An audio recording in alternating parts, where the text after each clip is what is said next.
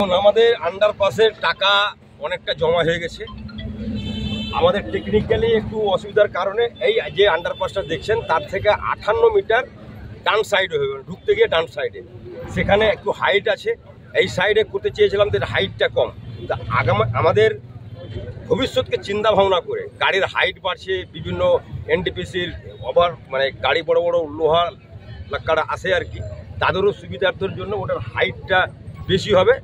তার জন্য এদের যেটা ছিল আর কি, এস্টিমেট ছিল, সেটা এস্টিমেটটা ডবল হয়ে গেছে। তবুও আমাদের সকলের সামনে ট্রাক অ্যাসোসিয়েশনের সমস্ত মালিক এবং এলাকার এনটিপিসি মোড়ের জনসাধারণ আশীর্বাদ করছে এনটিপিসিকে, কি ডবল হলেও ওনারা কিন্তু কথা দিলেন কি যাই খরচা হোক এনটিপিসির আন্ডারপাস হবে। তার প্রসেস অনুযায়ী হবে আর কি, একটা প্রসেস তো আছে, খুব অল্প সময়ের মধ্যে কাজ আশা করি।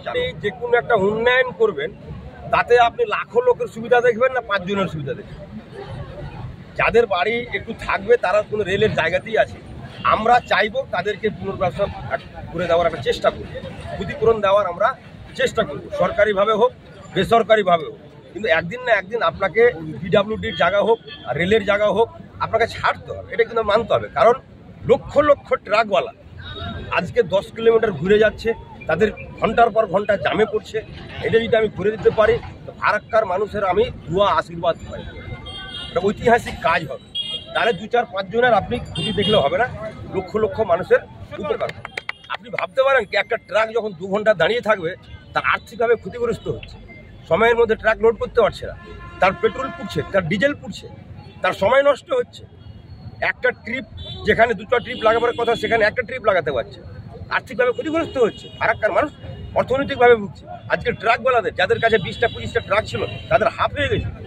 আমি ট্রাকওয়ালাদের পাশে আছি এবং ট্রাকওয়ালাদের এটা বলবে, এলাকার ট্রাকওয়ালা, এখানকার এলাকার যারা আমাদের ফারাক্কা ব্লকের ট্রাকওয়ালা, তাদের স্বার্থ আগে দেখবো, তারপরে বাইরের লোক বাড়বে। মানুষ কি চাইবে? আপনি যদি কলকাতা যান শর্টকাট রাস্তা দিয়ে যেতে চাইবেন, তাই জন্য কি ঘুর পথে যাবেন না? ঘুর পথে আপনি কবে যাবেন? আপনার বিকল্প রাস্তা নেই, রাস্তাটা খারাপ, অন্য ভালো একটা রাস্তা আছে, 10 কিলোমিটার ঘোরা হলেও চলে যাবে। এটা যদি আমার হয়তো ঝাড়খণ্ডের সঙ্গে বাংলার একটা, তো এটাই রাস্তা বললে এলাকার লোকেরও হবে, ঝাড়খণ্ডের লোকেরও হবে, আর্থিকভাবে ওনারাও উপকারিত হবেন, আমাদের বাংলার লোকও হবে, ফারাক্কার লোকও হবে। আমি একটা কথা বারবার আপনাকে বলছি, আমি ফারাক্কা ট্রাক অ্যাসোসিয়েশনের পক্ষে আছি, যাতে যে রাস্তা যেতে হয় আমি ট্রাকওয়ালাকে সামনের সারিতে নিয়ে আসবো এবং ওদের দেওয়ালে ঠেকতে দিব না।